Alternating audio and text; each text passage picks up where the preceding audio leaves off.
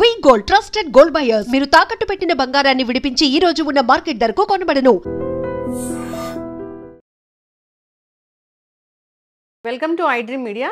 So జనరల్గా మనకి ఏదైనా అలసటగా ఉన్నా, నీరసంగా ఉన్నా, లేదా నెయిల్స్ క్రాక్ వచ్చినా, జుట్టు ఊడిపోతూ ఉన్నా, ఇలా ఉన్నప్పుడు ఏంటంటే విటమిన్ డెఫిషియన్సీ అని చెప్తూ ఉంటారు.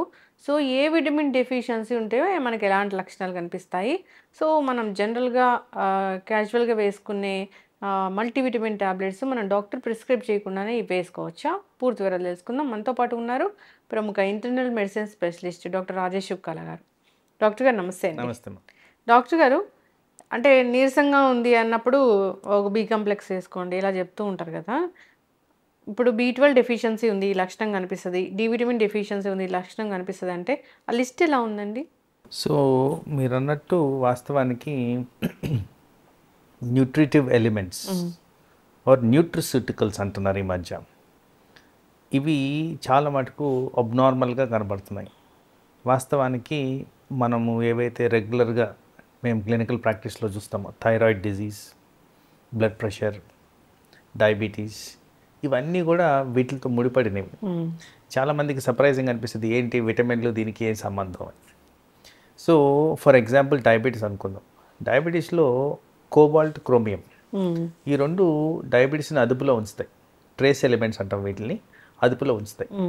అలాగే బ్లడ్ ప్రెషర్, పొటాషియం అనేది చాలా వైటల్ రోల్ ప్లే చేస్తుంది. సోడియం అనేది బ్లడ్ ప్రెషర్ని పెంచుద్ది. సో వీటి మధ్యన బ్యాలెన్స్ ఉంటేనే బ్లడ్ ప్రెషర్ సమంగా మెయింటైన్ అవుతుంది. అందుకే ఉప్పు తింటే బీపీ పెరుగుద్ది, బనానా తింటే చెప్తూ ఉంటారు కదా బనానాలో పొటాషియం ఉంటుందని. వాస్తవమేనా డాక్టర్ గారు అది? ఓకే. మేము సబ్స్టిట్యూషన్ కూడా అలాగే చెప్తాం. ఎవరికైనా లూజ్ మోషన్స్, వామిటింగ్స్ అవి వచ్చినప్పుడు బనానా తినండి, మీకు ఇంప్రూవ్మెంట్ ఉంటుంది, ఒళ్ళు నొప్పులు అన్నీ తగ్గుతాయి అని చెప్తాం. అలాగే ఈ మధ్య చాలా ఫ్రీక్వెంట్గా చూస్తుంది థైరాయిడ్ డిజీజ్. థైరాయిడ్లో కూడా సెలీనియం చాలా ఇంపార్టెంట్గా రోల్ ప్లే చేస్తుంది. అండ్ థైరోసిన్ అంటారు, అది ప్లే చేస్తుంది, ఐడిన్. సో ఇవన్నీ కూడా ఈ న్యూట్రిటివ్ ఎలిమెంట్స్ ఏవైతే ఉన్నాయో చాలా గ్రాంటెడ్గా తీసుకున్నాం. మన ఇన్ని రోజులు మీరు పాతకాలంలో గమనిస్తే బావిలోంచి వాటర్ తీసుకొని తాగేసేవాళ్ళం, నో ఫిల్టర్. సో ఆ కారణంగా ఏంటంటే ఈ పోషకాహారాల విలువలు మనం తీసుకునే వాటర్ కానివ్వండి, ఫుడ్లో కానివ్వండి చాలా ఈజీగా ఉండేది. సరదాగా పొలంకి వెళ్తే ఆ మోటార్లోంచి నీళ్ళు తాగేవాళ్ళు చాలామంది. ఇప్పుడు తాగమని చెప్పండి, తాగలేరు. తాగితే హాస్పిటలైజేషన్కి గురవుతారు. ఫిల్టర్డ్ వాటర్ తాగితేనే కాస్తో కూస్తో మన హెల్త్ బాగుంటుంది. సో ఇక్కడ ఎసెన్షియల్గా మిస్సింగ్ పాయింట్ ఏంటంటే, ఏవైతే మనం విటమిన్స్ గురించి మాట్లాడుతున్నామో విటమిన్స్తో పాటు ట్రేస్ ఎలిమెంట్స్ కూడా బాడీకి చాలా ఇంపార్టెంట్. ఇవన్నీ కూడా చాలా జీవక్రియల్లో ఇంపార్టెంట్ రోల్ ప్లే చేస్తాయి. Enzymatic reactions, chemical mediation, energy production, insulin, thyroid, ఇవన్నీ మెయింటెనెన్స్లో ఇవి చాలా ఎసెన్షియల్గా మనకి మెయింటైన్ కావాలి. For example in the recent past కోవిడ్లో మనం చాలా నేర్చుకున్న వాటిల్లో విటమిన్ డి రోల్ చాలా ఎక్కువగా నేర్చుకున్నాం. విటమిన్ డి రోల్ ఏం గమనించారు? మన దగ్గరే కదా, ప్రపంచవ్యాప్తంగా స్టడీస్ చేసి గమనించింది ఏంటంటే, కోవిడ్లో విటమిన్ డి ఎవరికైతే బాగా ఉంటుందో, పుష్కలంగా ఉంటుందో, వాళ్ళకి ఈ కోవిడ్ ఎఫెక్ట్ తక్కువగా ఉంది, రిక్వైర్మెంట్ ఆఫ్ హాస్పిటలైజేషన్ తక్కువగా ఉంది, ఐసీయూ అడ్మిషన్స్ తక్కువగా ఉన్నాయి, రికవరీ రేట్స్ బెటర్గా ఉన్నాయి. ఇవన్నీ కూడా గమనించారు. ప్రాపర్ స్టడీ చేసి వైటమిన్ డి ఇస్తే కోవిడ్ నుంచి త్వరగా రికవర్ అవుతున్నారని కూడా ఎస్టాబ్లిష్ చేశారు. అంటే ఇండైరెక్ట్గా ఏం చెప్తున్నారు? వైటమిన్ డి పుష్కలంగా ఉంటే ఇమ్యూనిటీ బెటర్గా ఉంటుంది. అసలు వైటమిన్ డి క్రూషియల్ రోల్ ఎక్కడుంది? బోన్స్, మజిల్స్, స్కెలిటల్ సిస్టమ్ మీద ఉంది. ఇది కాక వీటిలన్నిటిలో కూడా రోల్ ప్లే చేస్తుంది. వాస్తవానికి ప్రతి కణానికి సంబంధించి వైటమిన్ డికి ఇంపార్టెంట్ రోల్గా గమనిస్తున్నారు. సో ఫ్రీక్వెంట్గా క్లినికల్ ప్రాక్టీస్లో గమనించేది విటమిన్ డి డెఫిషియన్సీ. ఈ విటమిన్ డి డెఫిషియన్సీ ప్రజెంటేషన్ ఎట్లుంది?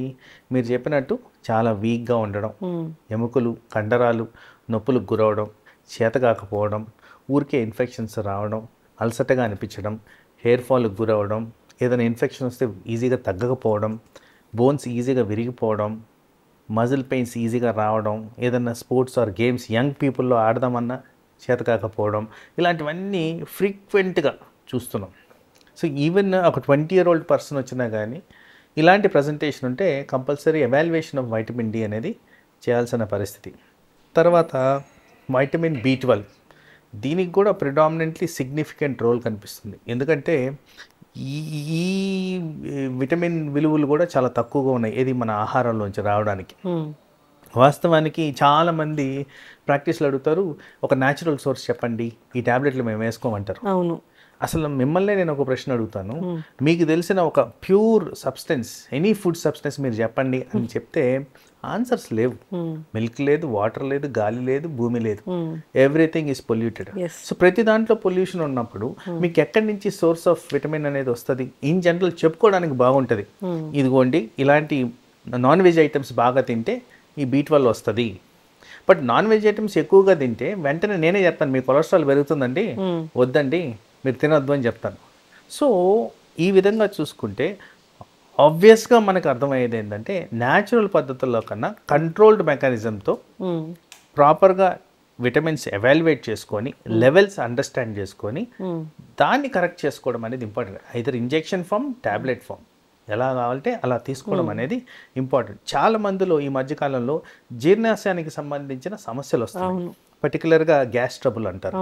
సో గ్యాస్ ట్రబుల్కి ఫ్రీక్వెంట్గా తీసుకుంటున్న ట్యాబ్లెట్స్ ఏవైతే ఉన్నాయో ఓవర్ ద కౌంటర్ చాలా ఫ్రీక్వెంట్గా వాడేస్తుంటారు ఇర్రెస్పెక్టివ్ ఆఫ్ ఎనీథింగ్. వాళ్ళల్లో ఈ అబ్జార్ప్షన్ కెపాసిటీ కోల్పోతున్నారు. ఎందుకు అంటే ఈ కెమికల్ మీడియేషన్ ఏదైతే జరుగుద్దో యాసిడ్ సప్రెషన్ సబ్స్టెన్స్ తీసుకుంటారు వీళ్ళు, ఇది గ్యాస్ ట్రబుల్కి. యాసిడ్ ఎప్పుడైతే సప్రెస్ అయిపోద్దో absorption of certain vitamins and minerals సరిగ్గా ఉండదు. సో ఆ కారణంగా వీళ్ళకి డెఫిసిట్ అనేది ఆల్రెడీ ఉన్నది ఇంకా ఎక్కువగా కనబడుతూ ఉన్నది. సో ఈ జీర్ణాశయానికి సంబంధించి ఇంకో విధంగా చూసుకుంటే ఈ మధ్యకాలంలో ఇరిటబుల్ బవల్ సిండ్రోమ్ ఎక్కువగా వింటుంటాం. ఫ్రీక్వెంట్గా మోషన్స్ అవడం, తినంగానే వెళ్లాల్సిన అవసరం రావడం, అజీర్ణంగా గురవడం, ఇలాంటివన్నీ కూడా ఇరిటబుల్ బవల్ సిండ్రోమ్. ఈ ఇరిటబుల్ బవల్లో కూడా సరిగ్గా అబ్జార్బ్ కాకపోవడం అనేది జరుగుతుంది. ఎందుకంటే అబ్జార్ప్షన్ లోపల ఇది వెళ్ళిపోతుంది బయటకి ఆ రియాక్షన్ వల్ల. సో వాళ్ళకు కూడా విటమిన్ లోపాలు, విటమిన్తో పాటు ఈ న్యూట్రిసిటికల్స్ లోపాలు కూడా కనపడుతున్నాయి. గట్ హెల్త్ ఎవరికీ లేదు, గట్ హెల్త్ ఎవరికి లేదని చాలా మటుకు సఫర్ అవుతున్నారు. దీనికి ప్రథమంగా తీసుకుంటే ఇప్పుడు గట్ హెల్త్ గురించి ఒక చిన్న మాట మాట్లాడుకుంటే మానసిక ఒత్తిడులు ఎక్కువగా ఉన్నాయి, దానివల్ల ఇరిటబుల్ బౌల్ పెరుగుతుంది. ఫుడ్ అడల్టరేషన్ ఎక్కువ ఉంది, ఫుడ్ అడల్టరేషన్ వల్ల మనకు రావాల్సిన ప్రాపర్ కంటెంట్ రావట్లేదు. సో ఎలా బాడీలోకి ఇలాంటివన్నీ వస్తాయి? సో ఆ కారణంగా ఏమవుతుంది, మనకి బాడీలో డెఫిషియన్సీస్ అనేవి చాలా క్లాసికల్గా కనబడుతున్నాయి.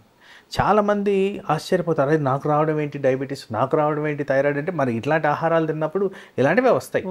సో మనం అందరం అనుకునేది ఏంటి, నేను షుగర్ ఎక్కువ తిన్నాను అందుకోసం వస్తుందండి. షుగర్ ఒక్కటే కాదండి, వేరే కారణాల వల్ల కూడా మనకి షుగర్ వ్యాధి, థైరాయిడ్ వ్యాధి, బీపీ ఇవన్నీ వస్తున్నాయి.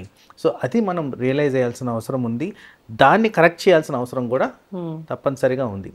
ఈ విధంగా మనం ప్రాపర్గా అనలిటికల్గా వాటిని ఎంత లెవెల్కి ఉన్నాయి, ఉండాల్సిన లెవెల్కి ఉన్నాయా లేవా. తర్వాత నేను ప్రాక్టీస్లో గమనించింది ఏంటంటే, మేము 6 నెలల క్రితం టెస్టులు చేయించుకున్నామండి, అన్నీ నార్మల్ ఉన్నాయి అంటారు. అన్నీ నార్మల్ ఏ లెవెల్కి ఉన్నాయి, మనకు కావాల్సిన లెవెల్కి ఉన్నాయా లేవా. ఎందుకంటే ఆ రేంజ్కి లోయర్ ఎండ్ ఉన్నా కానీ వీళ్ళు ఉన్నాయని అనుకుంటున్నారు, తప్పుగా అర్థం చేసుకుంటున్నారు. యాక్చువల్లీ అట్లీస్ట్ మిడ్ పాయింట్ కన్నా ఉండాలి. ఫర్ ఎగ్జాంపుల్ వైటమిన్ B12 తీసుకుందాం, అది 200 నుంచి 900 వరకు రేంజ్లో ఉండాలి. చాలామంది 200 రాగానే అమ్మ సరిపోయింది అనుకుంటున్నారు, కానీ 200 బాడీలీ నీడ్స్కి సరిపోవట్లేదు. అది కనీసం 500, 600 మెయింటైన్ అయితేనే దాని బాడీలీ నీడ్స్ మెయింటైన్ అయ్యే విధంగా ఉంటున్నాయి. B12 విటమిన్ చాలా మటుకు రక్త కణాల ఫార్మేషన్కి, హార్ట్కి సంబంధించిన వ్యాధులకి, నర్వస్ సిస్టమ్కి సంబంధించిన వ్యాధులకి, కండరాలకు సంబంధించిన వ్యాధులకి, ఇలా వివిధ రకాలుగా రోల్స్ ప్లే చేస్తాయి. కాబట్టి అది ఈ క్రూషియల్ విటమిన్ కింద తయారవుతుంది.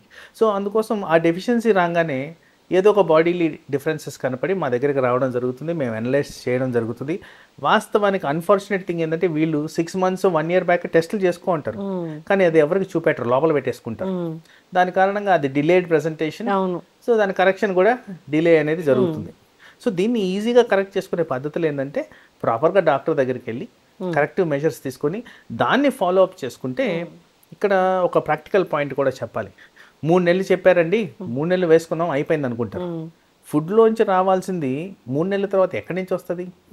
అది రానందుకు మీరు సబ్స్టిట్యూషన్ వేసుకున్నారు, అది కంటిన్యూ చేయకపోతే మళ్ళీ డెఫిషియన్సీ వస్తుంది. సో ఈ విధంగా ప్రాపర్గా ఆలోచించి ప్రాపర్గా దాన్ని మెయింటైన్ చేస్తే ఇట్లాంటి ఐటమ్స్ మనకి డెఫిషియన్సీ రాకుండా, హెల్త్లో ప్రాబ్లమ్స్ రాకుండా మనం కాపాడుకోవచ్చు. డి విటమిన్ డెఫిషియన్సీ అనేది మనం చాలా మందిలో చూస్తున్నాం డాక్టర్ గారు. ఎవరికి టెస్ట్ చేయించినా కానీ డి విటమిన్ డెఫిషియన్సీ అయితే ఉంటుంది. దానికోసము టాబ్లెట్స్ మంచివా? ఇంజెక్షన్స్ మంచివా? లేదంటే లిక్విడ్ లాగా వస్తదా అది మంచిదా? ఏది మంచిది అసలు తీసుకోవాలంటే? దీని ముందు ఒక చిన్న థింగ్ చెప్తాను నేను. చాలామంది అంటారు, మేము పొద్దున్న నుంచి సాయంత్రం వరకు పొలంలో పనిచేస్తున్నాం, ఎండలో తిరుగుతున్నాం, మాకెందుకు వస్తుందండి అంటున్నారు. ఇక్కడ కొద్దిగా సైంటిఫిక్ అనాలిసిస్ గురించి మాట్లాడితే ozone effect, green house effect ఇవన్నీ ఏంటంటే పొల్యూషన్ కారణంగా అట్మాస్ఫియర్లో వస్తున్న చేంజెస్. వాస్తవానికి సూర్యరశ్మిలోంచి రావాల్సింది ultra B violet rays. Ultra B violet rays మనకి వైటమిన్ డి ప్రొడక్షన్కి పనికొచ్చే రేస్. అవి రావట్లేదని సైంటిఫిక్ డేటా అనాలిసిస్.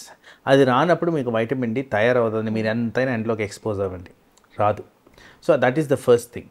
రెండోది ఏంటంటే మీరు అన్నట్టు ఏ form of vitamin D correct.